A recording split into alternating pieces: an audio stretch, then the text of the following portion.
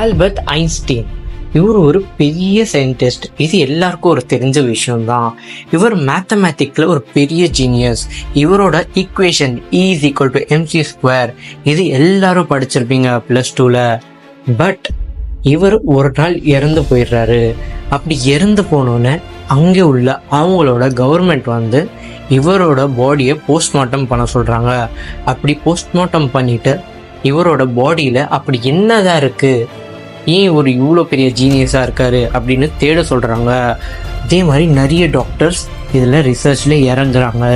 அப்படி இறங்கும் போது நிறைய இடத்துல தேடுறாங்க ஏதாவது கிடைக்குமா அப்படின்ட்டு. கடைசியாக ஒரு பிரெயினுக்கு போகிறாங்க. பிரெயினில் தான் கண்டுபிடிக்கிறாங்க பேரிட்டல் லோப்னு ஒரு லோப் இருக்குங்க நம்ம பிரெயினில். அது வந்து மேத்தமேட்டிக்கல் ரீசனிங் இருக்குல்ல, இது வந்து கொஞ்சம் அசோசியேட் பண்ணி வச்சுக்கும் பேரிட்டல் லோப். இதுதான் முக்கியமான காரணம்.